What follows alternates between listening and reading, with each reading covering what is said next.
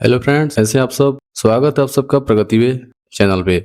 आज हम स्टार्ट करने वाले हैं क्लास 6 एनसीईआरटी हिस्ट्री का सेकंड चैप्टर। देखिए, इस चैनल पे आपको सीटेट सितंबर 2026 के लिए एनसीईआरटी सीरीज चलाई जा रही है, जो कि आपको एसएसटी के लिए मोस्ट इम्पॉर्टेंट होने वाली है।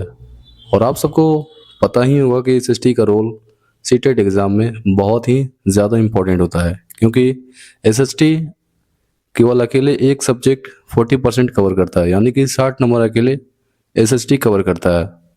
तो आज हम स्टार्ट करने वाले हैं सेकेंड चैप्टर क्लास 6 का। फर्स्ट चैप्टर का वीडियो मैंने अपलोड कर चुका हूँ, जिन्होंने अगर नहीं देखा है जाकर के आप सब देखें इस चैनल पे। तो आज हम स्टार्ट करते हैं सेकेंड चैप्टर। फर्स्ट चैप्टर में हमने बात किया था कि मानव सभ्यता का जो विकास था, जो प्राचीन साक्ष्य थे, मानव की जो उत्पत्ति के जो साधन थे। फर्स्ट चैप्टर में हमने बात किया था मानव का विकास कैसे हुआ था, स्टार्टिंग उनकी जर्नी कैसी थी, उन्होंने कैसे स्ट्रगल किया था, और उनके जो साधन थे, जो भोजन के जो साधन थे, जो जो खाद्य पदार्थ के जो साधन थे, वो कैसे थे। इन सब यानी कि बेसिक हमने सीखा था, यानी कि हमने बेसिक देखा था फर्स्ट चैप्टर में। अगर आप सब फर्स्ट चैप्टर देखते हैं तो ये चैप्टर आपको और भी ज़्यादा क्लियर हो जाएगा। तो चलिए स्टार्ट करते हैं आज का सेकंड चैप्टर। चलिए स्टार्ट करते हैं सेकंड चैप्टर, अखेट खाद्य संग्राहक से भोजन उत्पाद तक।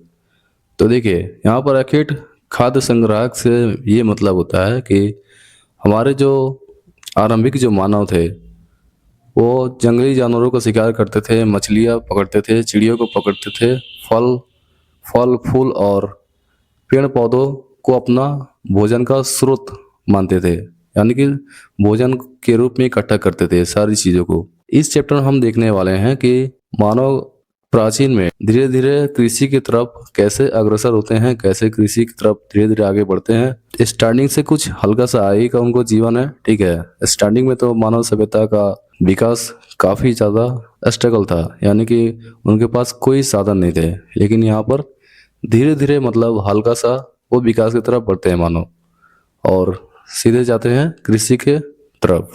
तो आज से स्टार्ट करते हैं सेकंड चैप्टर। तो देखिए आरंभिक मानव। इस उपमहाद्वीप में 20 लाख साल पहले आरंभिक मानव रहा करते थे। उन्हें हम आखेटक खाद्य संग्राहक के नाम से जानते थे। वे जंगली जानवरों का शिकार करते थे, मछलियाँ और चिड़िया पकड़ते थे, और फल फूल दाने पौधे पत्तियाँ अंडे इकट्ठा करते थे। इन सारे चीज़ों को वो अपने भोजन का स्रोत मानते थे, यानी कि भोजन के रूप में इन सभी चीज़ों को वो इकट्ठा करते थे। अखेटक खाद्य संग्राहक कई कारणों से एक जगह से दूसरी जगह तक घूमते रहते थे। यानी कि देखिए, उस समय मानव जो थे बहुत ज़्यादा ट्रेवल करते थे। तो यहाँ पर ये पूछ रहा है कि आखिर ट्रेवल के कारण क्या थे। उस समय मानव एक जगह से दूसरी जगह तक यानी ट्रेवल करते थे।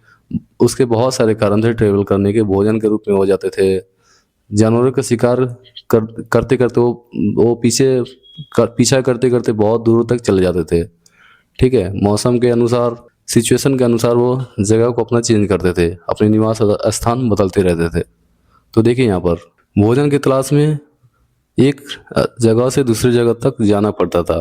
देखिए, भोजन जहाँ पर वो रहते थे तो वो कुछ समय तक वहाँ के जो सोर्सेस थे उनके लिए अवेलेबल रहते थे, यानी कि कुछ टाइम बाद वो ख़त्म होने लगते थे। तो उनको भोजन के तलाश में भी ट्रेवल करना पड़ता था, यानी कि एक जगह से दूसरे स्थान तक वो जाते थे भोजन की तलाश में।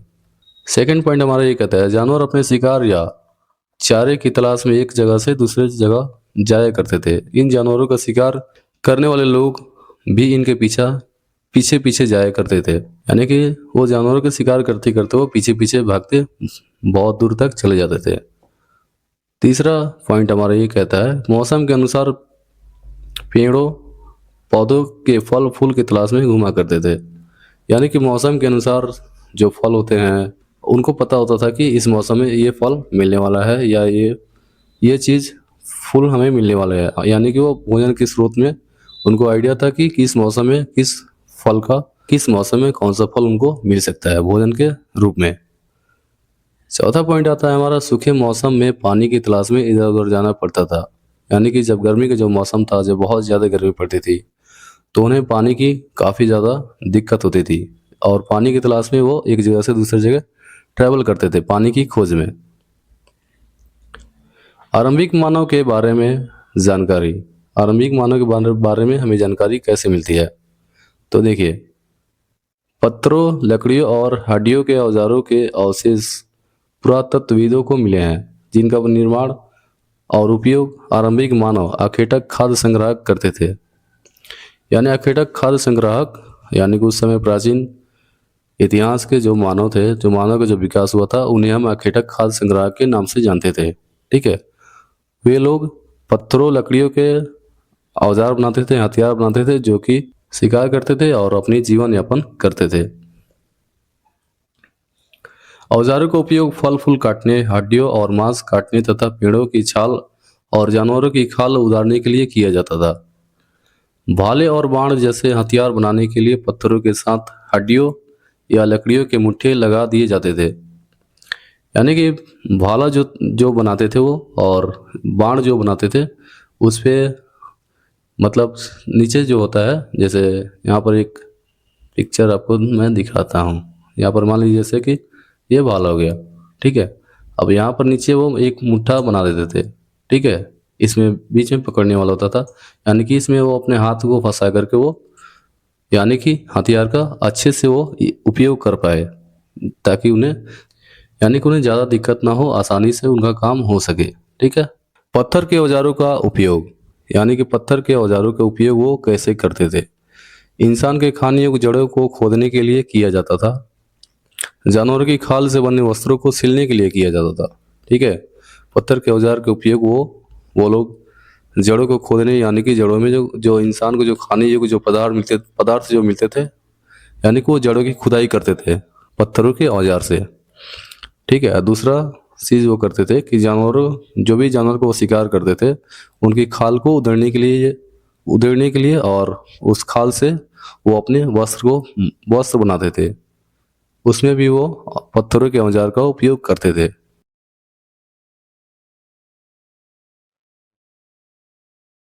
नेक्स्ट पॉइंट हमारा आता है रहने की जगह, यानी कि मानव का अखेटक जो खाद्य संग्राहक थे, उनकी रहने की जगह कौन कौन सी हमें मिली है, यानी कि प्राचीन में हमें कौन कौन से जगह का पता चला है जहाँ पर अखेटक खाद्य संग्राहक रहा करते थे। तो सबसे पहला पॉइंट यहाँ पर ये आता है पूरा पाषाणिक पूरा स्थल, यानी कि हमने इसमें तीन चीज़ों में हमने डिवाइड किया है: पूरा पाषाण, नवपाषाण और महापाषाण पूरा स्थल।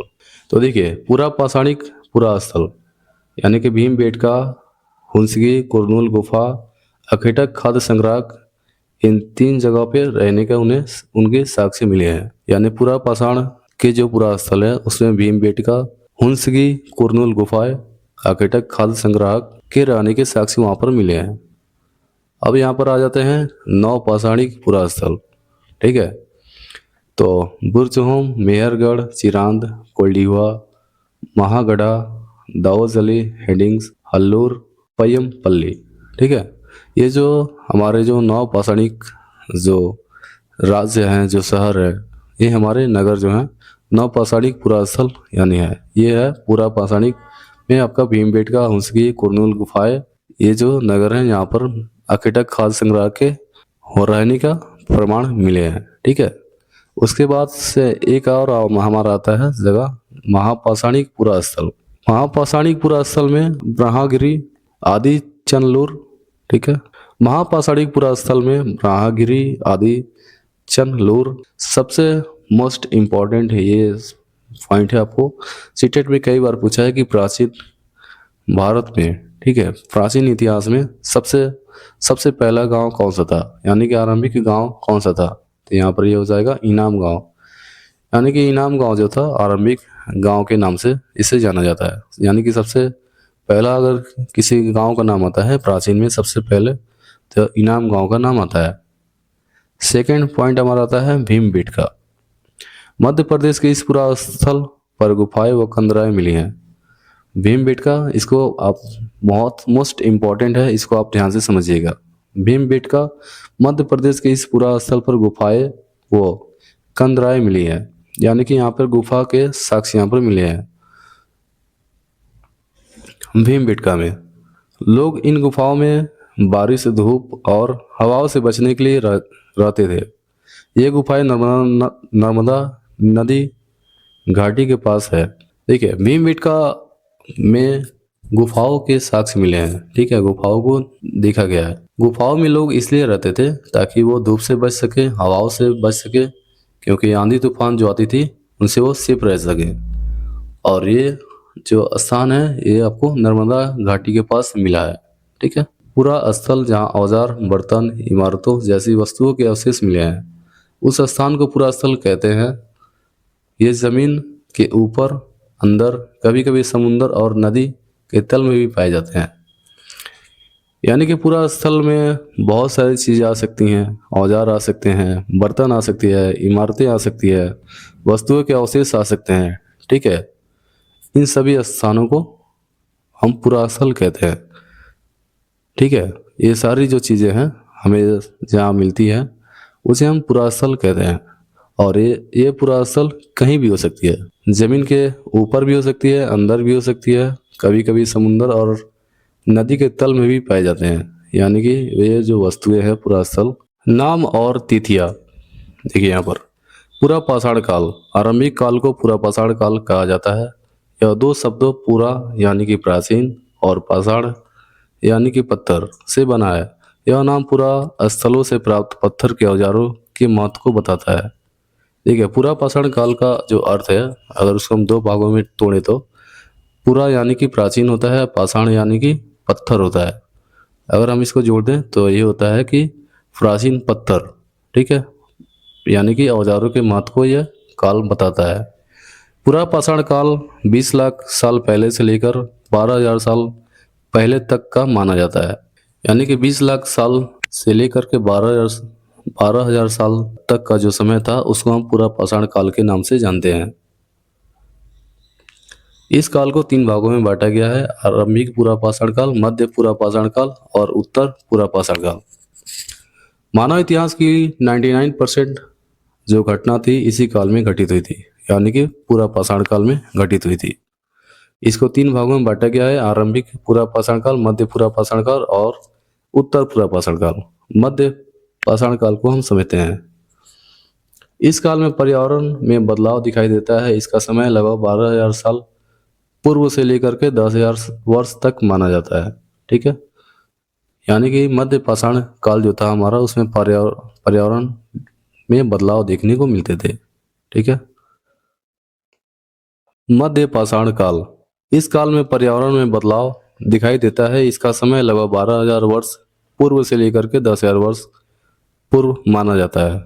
इस काल के पाषाण औजार बहुत छोटे होते थे। इन्हें माइक्रोलिथ यानी कि लघु पाषाण कहते हैं। हड्डियों या लकड़ियों के मुट्ठे लगे हाशिया और आरी जैसे औजार मिले हैं। साथ साथ पूरा पाषाण काल के औजार भी बनते रहे। मध्य पाषाण काल को हम बेसिक से समझते हैं। जो 12,000 से लेकर के 10,000 वर्ष तक का जो समय पीरियड था उसको हम मध्य पाषाण काल के नाम से जानते हैं। और इस काल में मानव ने धातुओं की खोज कर ली थी और धातुओं के औजार बनाना उन्होंने शुरू कर दिया था। यानी कि यहाँ पर देखा ये बोला जा रहा है कि हासुआ जो था, यानी कि हाशिया, जो जिससे हम घास काटते हैं, हसुआ जो होता है, और आरी जो होते हैं, इनके औजार मिले हैं। यानी कि इससे पता चलता है कि उन लोगों ने धातुओं की खोज उन्होंने काफ़ी अच्छे कर ली थी और उसका उपयोग भी उन लोगों ने करने लगे थे। उसके बाद हमारा नेक्स्ट आता है नवपाषाण काल। इस युग की शुरुआत लगभग 10,000, यानी कि हम बोल सकते हैं 10,000 के बाद से जितना भी अभी हमारा जो टाइम चल रहा है ये सब क्या है, नवपाषाण काल के अंदर आते हैं। ठीक है, अब हम चलते हैं बदलती जलवायु। लगभग 12,000 वर्ष पूर्व दुनिया की जलवायु में बदलाव आने से गर्मी बढ़ने लगी। इस कारण घास के मैदान बने और घास खासकर जिंदा रहने वाले हिरन, बारसिंगा, भेड़, बकरी और गाय जैसे जानवरों की संख्या बढ़ने लगी।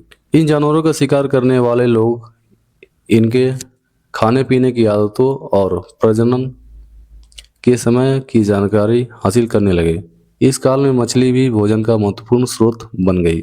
यानी कि देखिए 12,000 वर्ष पूर्व जो जो जलवायु का जो परिवर्तन होने लगा, यानी कि गर्मी जब बढ़ने लगी, तो घास के मैदान भी बनने लगे। और घास के जब मैदान बनने लगे थे, तो उस समय कुछ जो जानवर थे उनकी उत्पत्ति शुरू हो गई थी, यानी कि हिरण, बारसिंगा, भेड़, बकरी और गाय।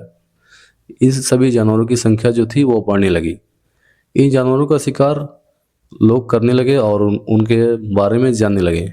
ठीक है, प्रजनन का मतलब वही होता है कि उनके बच्चे कब होते हैं, यानी कि टाइम के बारे में उन लोगों ने जानना शुरू कर दिया कि कब कब कौन कौन से समय पे इनके क्या क्या लक्षण, यानी कि जानवरों के लक्षण वो लोगों ने ऑब्जर्व करना, यानी देखना शुरू कर दिया था। ठीक है, और उसी काल में मछली जो जो थी वो भोजन की महत्वपूर्ण स्रोत बन गई थी उन लोगों की। खेती और पशुपालन की शुरुआत। पहले गेहूं, जौ और धान जैसे अनाज प्राकृतिक रूप से उगने लगे। धीरे धीरे करके लोगों ने खुद से अनाज पैदा करना सीख लिया। इस प्रकार वे कृषक बने। गेहूं, जौ और धान जैसे अनाज जो थे वो प्राकृतिक रूप से उगने लगे थे उस समय। ठीक है, लेकिन बाद में धीरे धीरे लोगों ने खुद से अनाज पैदा करना शुरू कर लिया, यानी कि और भी वैरायटी उन लोगों ने लगाना और उपजाना शुरू कर दिया, जैसे आलू, प्याज। ये सब तो प्राकृतिक ही उगने लगे, गेहूं, जौ और धान। लेकिन इसके अलावा भी बहुत सारे फसल लोगों ने खुद से उगाना और पैदा करना सीख लिया, और धीरे धीरे इसी काल में वो कृषक की ओर अग्रसर होने लगे, यानी कृषक बनने लगे। लोगों ने अपने घर के आसपास चारा रखकर जानवरों को आकर्षित कर उन्हें पालतू बनाया। सबसे पहले कुत्ते के जंगली पूर्वज को पालतू बनाया गया। यहाँ पर ध्यान दीजिएगा, ये मोस्ट इंपॉर्टेंट है, कई बार पूछा गया कि प्राचीन काल में सबसे पहला जो पालतू जानवर था वो कौन सा था, तो यहाँ पर कुत्ता हो जाएगा। ठीक है, धीरे धीरे भेड़, बकरी, गाय, सुअर को भी पालतू बनाया गया। इस तरह वे धीरे धीरे पशुपालक भी बन गए, यानी कि धीरे धीरे करके वो और भी जानवरों को पालतू बनाने लगे, जिसमें भेड़, बकरी, गाय, सुअर भी शामिल थे।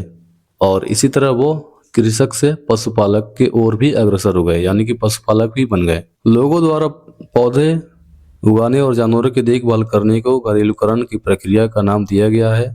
अपनाए गए ये पौधों तथा जानवर जंगली पौधों तथा जानवरों से भिन्न होते हैं, यानी कि घरेलूकरण की प्रक्रिया में लोगों ने ये समझना शुरू कर दिया था कि जो जंगली जानवर है और जो हमें पालतू जो जानवर जो जिसको हम लोगों ने पाला है, वो दोनों में काफ़ी डिफरेंट है। लोगों की ये समझ धीरे धीरे विकसित हो गई। ठीक है, अब देखते हैं अनाज के उपयोग लोग कैसे करते थे, यानी कि किस किस रूप में अनाज के उपयोग वो लोग करते थे। तो बीज के रूप में करते थे, यानी कि बीज तैयार करते थे अनाज से, और उसको खेती के लिए वो लोगों ने यूज करते थे। सेकंड था कि खाद के रूप में, यानी कि खाने के रूप में भी अनाज का उपयोग करते थे, और उपहार के रूप में भी अनाज का उपयोग वो लोग करते थे, यानी कि अनाज से ही उस समय लेन देन की जो भी प्रक्रिया थी लोगों ने करते थे। ठीक है, उसके बाद से भंडारण के रूप में भी करते थे, यानी कि अनाज को वो लोग इकट्ठा करते थे, और इस तरह हम कह सकते हैं कि वो भंडारण के रूप में वो जमा करते थे, यानी कि इकट्ठा करते थे। एक नवीन जीवन शैली। जब लोगों ने पौधे उगाना शुरू कर दिया, तब उसकी देखभाल के लिए उन्हें एक ही जगह पर लंबे समय तक रहना पड़ता था। कटाई के बाद अनाज को भोजन और बीज के रूप में बचाकर रखने के लिए लोगों ने मिट्टी के बड़े बड़े बर्तन बनाए, टोकरियां बुनी या फिर जमीन में गड्ढा खोदा। जब लोगों ने पौधे उगाना जब शुरू कर दिया था, तब उसकी देखभाल के लिए मतलब उन्हें एक ही जगह पर लंबे समय तक रहना पड़ता था। ठीक है, यानी कि कोई जानवर आकर के इसको हानि न पहुंचा दे, इसको क्षति न कर दे, उसके लिए उन्होंने लंबे लंबे समय तक एक ही जगह पर उन्हें रुकना पड़ता था, जहाँ पर उनकी खेती करना, जहाँ पर वो लोग पौधे उगाते थे, यानी कि खेती करते थे।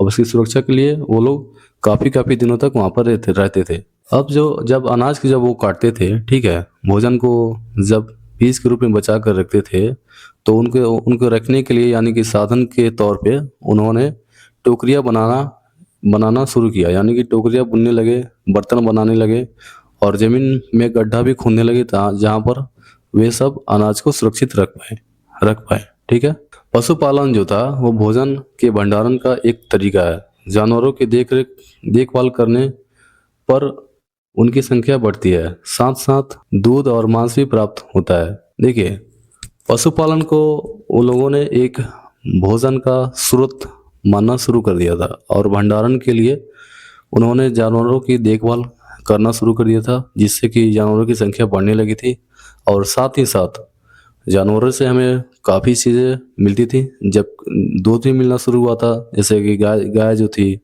गाय से हमें दूध मिलना शुरू हो गया था, मांस भी मिलना शुरू हो गए थे। बहुत सारे जो जानवर थे, जैसे कि बकरी थे और भी जो जानवर थे जिसको लोगों ने पालतू बनाया था, उनसे उन्हें मांस के स्रोत में भी उन्हें प्राप्त होता था और दूध भी प्राप्त होता था। ठीक है,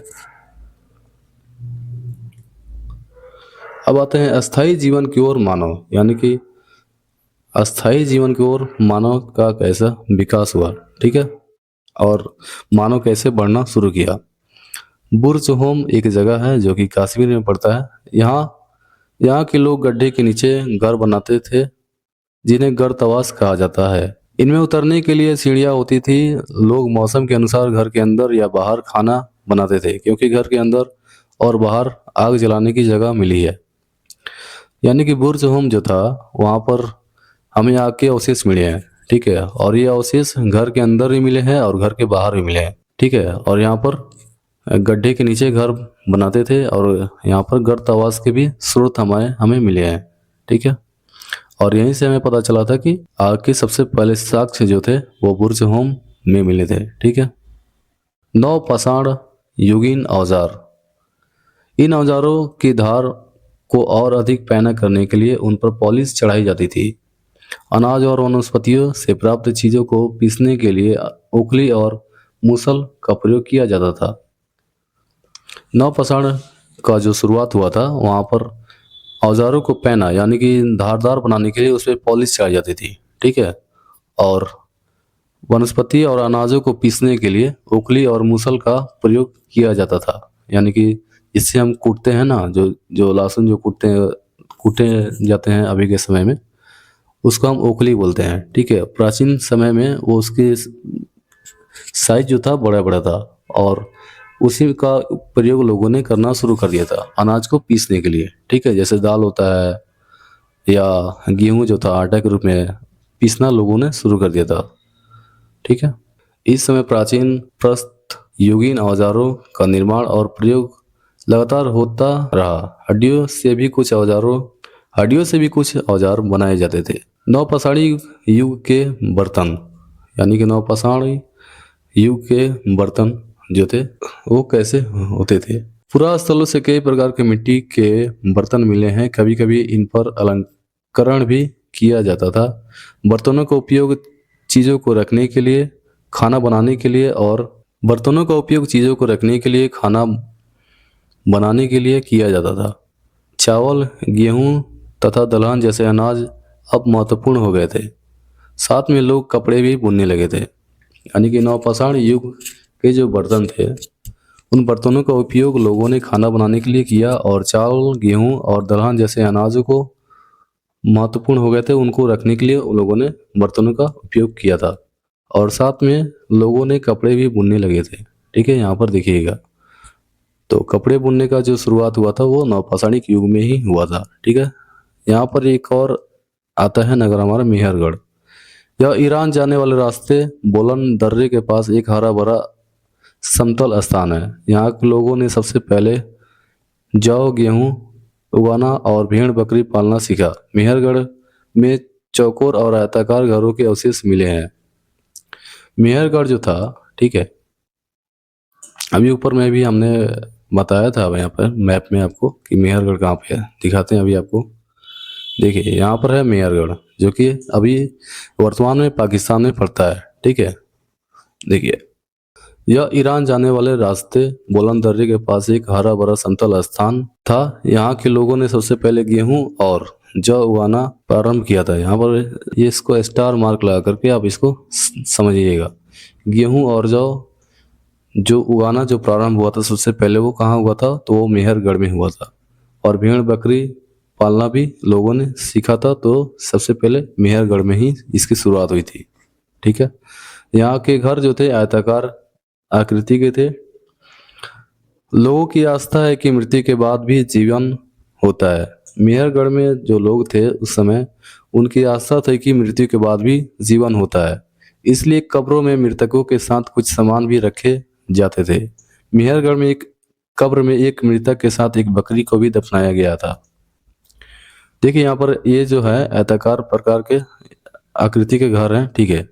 ऐसा ही घर हमको मिले थे आपको मेहरगढ़ में, ठीक है। यहाँ पर बोला गया था ना, यहाँ पर देखिए चौकोर और आयताकार आकार के घर मिले थे, ठीक है। तो यहाँ पर ये घर जो थे चौकोर और आयताकार थे। और देखिए यहाँ पर एक कब्र में मृतक के साथ एक बकरी को भी दफनाया गया था कि लोगों का आशा था कि मृत्यु के बाद भी जीवन होता होगा, ठीक है ना। लोगों ने ऐसा मानते थे। तो यहाँ पर देखिए एक ये मानव है, ठीक है। इसके अस्थियों के साथ में यहाँ पर बकरी को भी दफनाया गया था साथ में। उन लोगों ने समझा था कि मृत्यु के बाद भी जीवन होता होगा, ठीक है। यहाँ पर आप लोग देख सकते हैं। अब ये चैप्टर हमारा समाप्त होता है। कुछ इंपॉर्टेंट डेट्स को हम समझ लेते हैं, ठीक है। मध्य पाषाण युग का समय हम कब मानते हैं, ठीक है। अभी मैंने आपको बताया था ऊपर में 12,000 से लेकर के 10,000 का जो वर्ष का जो समय जो पीरियड था, जो समय की वर्ष की जो सीमा थी, इसको हम मध्य पाषाण युग के नाम से जानते थे, ठीक है। बसने की प्रक्रिया कब आरंभ हुई थी? लगभग 12,000 साल पहले। नवपाषाण युग का आरंभ कब हुआ था? 10,000 वर्ष पूर्व, ठीक है। 10,000 के वर्ष के बाद का जितना भी अभी तक जो समय चल रहा है, इसको हम नवपाषाण युग ही हम मानते हैं, ठीक है। मेहरगढ़ में बस्ती का आरंभ लगभग 8,000 वर्ष पूर्व इसकी शुरुआत हुई थी। इसको मैंने आपको फर्स्ट चैप्टर में ही बताया था, ठीक है। अब ये चैप्टर हमारा समाप्त होता है। अब हम देख लेते हैं इसके मोस्ट इम्पॉर्टेंट क्वेश्चंस जो कि सीटेट पेपर 2 एसएसटी में पूछे गए हैं। इसको हम बहुत ही ध्यान से करने वाले हैं, ठीक है। मध्य प्रदेश में भीमबेटका एक है, ठीक है। मध्य प्रदेश में भीमबेटका एक है। ये सीटेट जुलाई 2013 का क्वेश्चन है जो कि पूछा गया था, ठीक है। तो भीमबेटका के बारे में यहाँ पर पूछा जा रहा है।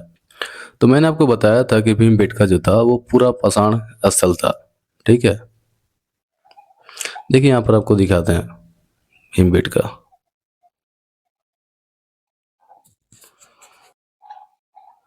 पूरा पाषाण में देखिए यहाँ पर मध्य प्रदेश में इस पूरा स्थल यहाँ पे आ रहा है ना, पूरा स्थल, इसी को हम कहते हैं पूरा पाषाण भीमबेटका, ठीक है। जिन्होंने थ्योरी को अच्छे से समझा होगा वो क्वेश्चंस को बना सकते हैं, ठीक है। अब देखिए सेकंड क्वेश्चन देखते हैं हमारा। यहाँ पर आंसर हो जाएगा पूरा स्थल था ये भीमबेटका। भारत में प्रारंभिक मानव पर समझ के लिए निम्नलिखित में से किसे एक प्राथमिक स्रोत माना जा सकता है, ठीक है। यानी कि प्रारंभिक मानव को समझने के लिए निम्नलिखित में से क्या प्राथमिक स्रोत माना जा सकता है? इनमें से कांगड़ा शैली की चित्रकला, ये तो मैंने पढ़ा है या नहीं, ना ही आप लोगों ने पढ़ा। किरनार शिलालेख, इसके भी बारे में हम लोग अभी नहीं पढ़े हैं। इसको हम लोग बाद में देखेंगे अगले चैप्टर में। पादशाहनामा चित्रकला, इसके भी बारे में हम लोगों ने नहीं पढ़ा है अभी। मध्य प्रदेश की शैल चित्रकला, तो देखिए इसको हम लोगों ने पढ़ा है। मध्य प्रदेश की शैल चित्रकला हम लोगों ने अभी देखा है। सीटेट दिसंबर 2019 में ये क्वेश्चन पूछा गया है, ठीक है। अब हमारा नेक्स्ट क्वेश्चन आता है, निम्नलिखित में से कौन सा पूरा स्थल के संदर्भ में सही है? यानी कि पूछ रहा है कि निम्नलिखित में से कौन सा पूरा स्थलों के संदर्भ में सही है, यानी कि पूरा स्थल के अनुसार सही है। यह सीटेट जनवरी 2021 पेपर 2 यानी कि एसएसटी में पूछा गया सवाल है।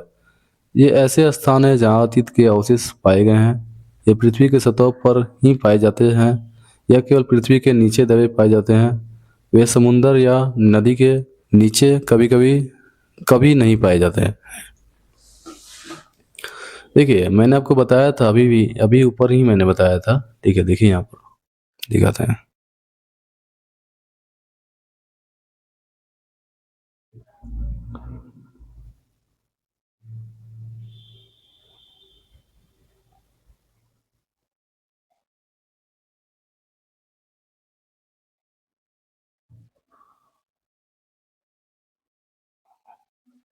पूरा स्थल यहाँ पर दिखाते हैं।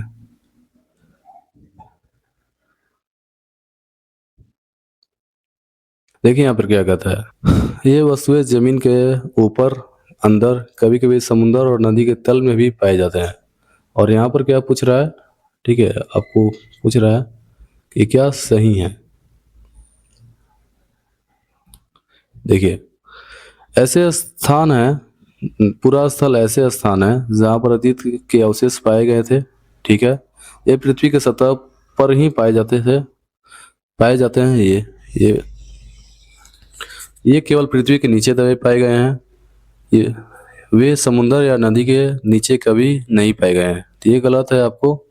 और ये केवल केवल समुद्र के नीचे, ये भी गलत है। केवल समुद्र के नीचे नहीं, बाकी ऊपर भी पाए गए हैं। ये पृथ्वी के सतह पर ही पाए जाते थे, ये भी गलत है।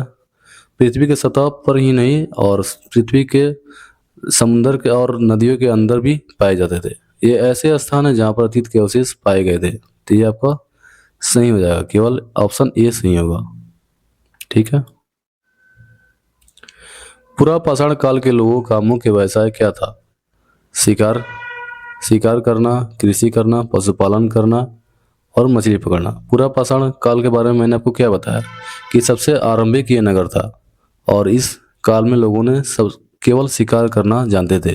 ठीक है, यानी कि शिकार के द्वारा ही अपना जीवन यापन वो करते थे। तो यहाँ पर ऑप्शन ये हो जाएगा सही। ठीक है। मध्य पाषाण युग के संदर्भ में सही कथन पर विचार कीजिए। ठीक है, मध्य पाषाण के युग में सही संदर्भ में सही कथन पर विचार कीजिए। मध्य पाषाण युग में लोगों का जीवन शिकार और संग्रह की पद्धति पर आधारित था। ठीक है, इस काल में लघु पाषाण यानी कि माइक्रोलिथ, देखिए, कब प्रयोग किया जाता था? दोनों कथन सही है। ठीक है, यानी कि शिकार और संग्रह की पद्धति पर आधारित था, और माइक्रोलिथ यानी कि हमने बताया ना आपको कि छोटे छोटे जो औजार थे, माइक्रोलिथ यानी कि उसका विकास शुरू हो गया था मध्य पाषाण काल में। तो दोनों सही है यहाँ पर। मध्य पाषाण युग की वह अवधि है जब आग का पता चला, पहिए का आविष्कार हुआ, खेती की शुरुआत हुई, पुरुषों ने नुकीले औजारों का उपयोग करना शुरू किया। तो यहाँ पर आपको ये चारों ऑप्शन यहाँ पर सही हो जाएंगे। ठीक है। देखिए, हम अब देखते हैं छठा क्वेश्चन। लगभग 12,000 वर्ष पहले अपेक्षाकृत गर्म स्थितियां होने के कारण भारत में कई क्षेत्रों में घास के मैदान का विकास हुआ था। हिरण, मृग, बकरी, भेड़ और मवेशियों की संख्या में वृद्धि हुई थी। यानी कि ये कथन बिल्कुल भी सही है दोनों। ठीक है, मध्य पाषाण काल में मैंने आपको बताया था, जिन्होंने थ्योरी को सही से नहीं दिखाया उनको ये समझने में शायद दिक्कत हो सकती है। देखिए, मैंने ऊपर में ही बताया था। देखिए,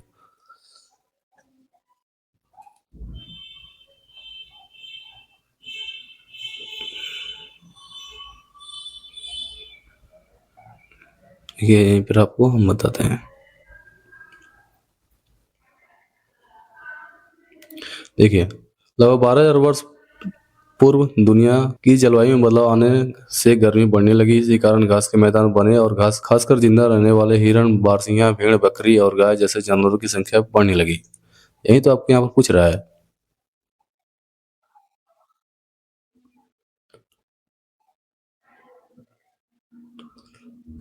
तो देखिए, ये सही है लेकिन बी गलत है। ए गलत है लेकिन बी सही है। ए और बी दोनों सही है, और बी ए का कारण नहीं है। ए और बी दोनों सही है लेकिन बी ए का कारण नहीं है।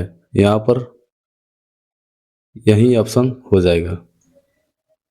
ठीक है, यहाँ पर देखिए बोल रहा है बी जो है ए का कारण नहीं है।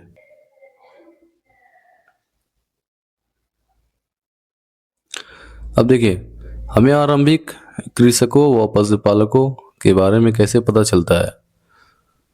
हमारे पास उस समय का लिखित रिकॉर्ड है, हमारे पास अनाजों और जानवरों के हड्डियों के साक्ष्य हैं। तो देखिए, यहाँ पर हम प्राचीन और आरंभिक की बात कर रहे हैं। उस समय तो लिखित कोई भी रिकॉर्ड नहीं था, यानी कि पांडुलिपियां हमें मिली हैं तो उसको कोई पढ़ ही नहीं पाता था।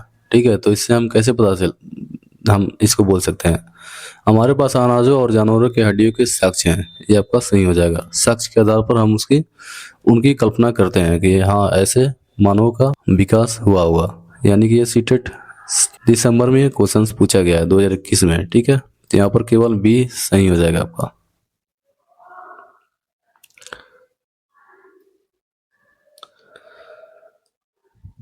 पहले के पुरास्थलों में से एक पुरास्थल बुर्ज होम में खाना पकाने के लिए चूल्हे का चिन्ह मिले हैं, ठीक है। झोपड़ियों के अंदर मिले हैं, झोपड़ियों के बाहर मिले हैं, झोपड़ियों के अंदर और बाहर दोनों स्थानों पर मिले हैं, झोपड़ियों से दूर मिले हैं। तो मैंने आपको पढ़ाया था, बताया था बुर्ज होम जो था उसमें घर के अंदर भी आके अवशेष मिले थे और घर के बाहर भी मिले थे, ठीक है। तो यहाँ पर ऑप्शन 3 सही हो जाएगा, झोपड़ी के अंदर और बाहर दोनों स्थानों पर मिले थे। तो देखिए यहाँ पर आपको बताते हैं बुर्ज होम के बारे में। देखिए मैंने आपको बताया था, देखिए यहाँ पर बुर्ज होम हो गया ना। यहाँ पर देखिए घर बनाते थे जिन्हें घर तवास कहा जाता था, उन्हें उतरने के लिए सीढ़ियाँ होती थी। लोग मौसम के अनुसार घर के अंदर या बाहर खाना बनाते थे।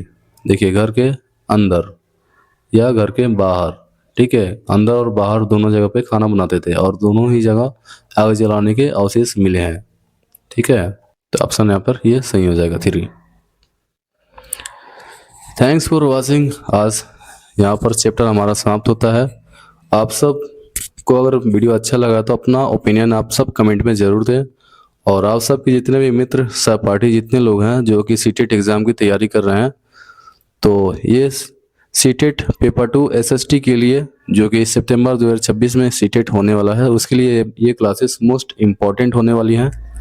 तो आप सब वीडियो को ज़्यादा से ज़्यादा शेयर करें और अपने कमेंट में अपना ओपिनियन ज़रूर बताएं कि क्लासेस कैसे लग रही हैं आपको, और ज़्यादा से ज़्यादा कमेंट करें। धन्यवाद। चैनल को सब्सक्राइब जरूर कर दें। अगर नए हैं आप सब तो चैनल को सब्सक्राइब जरूर कर दें। धन्यवाद।